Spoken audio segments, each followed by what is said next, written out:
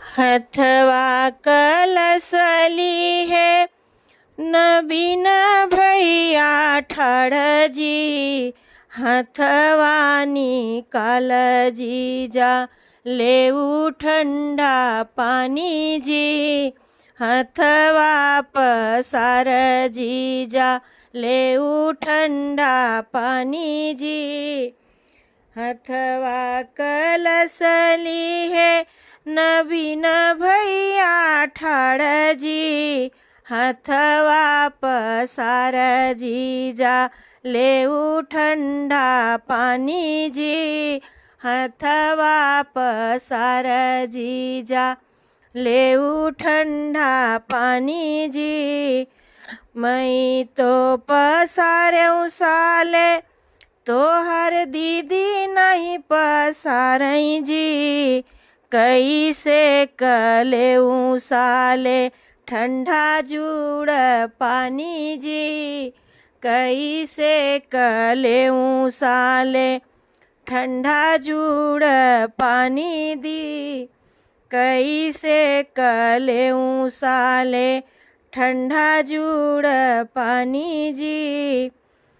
तोड़ी दे बई आड़ो माड़ो फोड़ी दे बई कल साजी, खींची ले बई आपन दीदी जाबरी सियाई जी, खींची ले बई आपन दीदी जाबरी सियाई जी।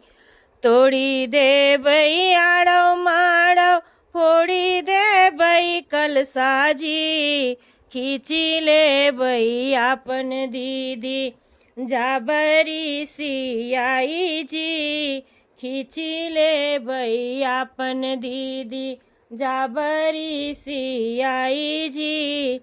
हथवा कलसली है बिपिन भैया ठाड़जी, हथवा निकाल जीजा लेऊ जुड़ पानी जी, हथवा निकाल जीजा लेऊ ठंडा पानी जी, हथवा पसार जीजा लेऊ ठंडा पानी जी। हम तो पसारे साले तोहर दीदी ना पसारई जी, कैसे कलेऊ साले ठंडा जुड़ पानी जी, कैसे कलेऊ साले ठंडा जुड़ पानी जी।